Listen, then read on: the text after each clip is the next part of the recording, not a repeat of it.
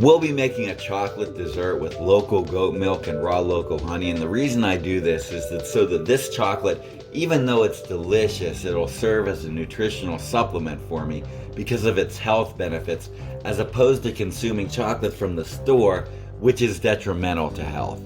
First, let's go over the equipment and ingredients I'll be using. I'll be using a pan and spoons and butter knives and measuring cups. And as for ingredients, first we'll use 2 cups of local goat milk. And you'll have to find out in your area if there's a local dairy farmer who you can purchase milk off of. Now, as you can tell by looking at this carton, see the milk separating, so it's not homogenized. Milk from the store is homogenized, and also cows in North America, they went through a genetic mutation where the milk doesn't have the A2 protein, and that's why we get goat milk from a local dairy farmer as opposed to buying that milk from the store. That really isn't good for you.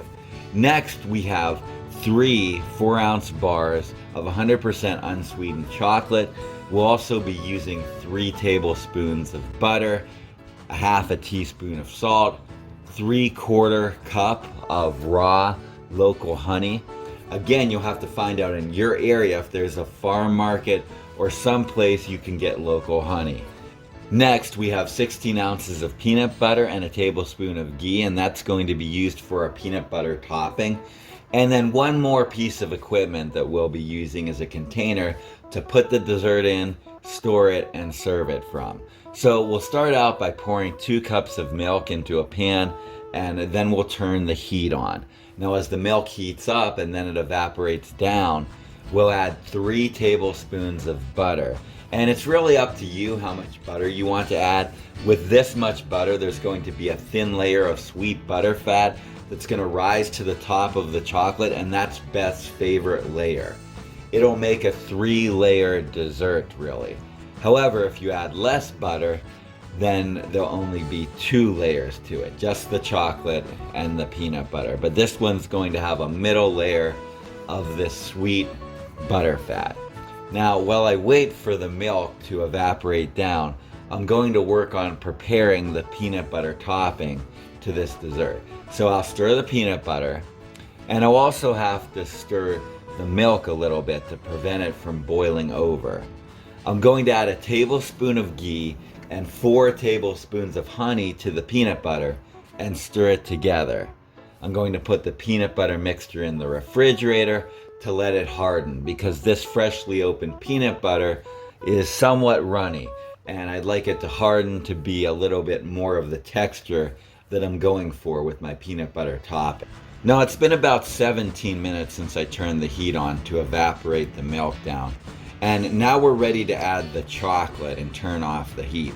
And we could just let the residual heat that's already in the milk melt the chocolate. And in that way, there's no risk of burning the chocolate. And then only after turning off the heat, then I'm going to add the other 2 4-ounce bars and let the chocolate melt into the milk. If you're enjoying this video, please remember to give it a thumbs up, and for more health and wellness content, please subscribe. All that would really help us out. And we do have another video on this channel where I make chocolate candies with local honey. And then I'll add a half teaspoon of salt and mix it in and stir it together. Once we stir it up adequately, then I'll put it into the freezer for 8 minutes. And the reason why I do this is so that I can keep the raw honey raw, so that the nutrients of the raw honey stay intact. After removing it from the freezer, the mixture will still be soft, but it won't be hot, and in that way we can stir the honey in without heating the honey.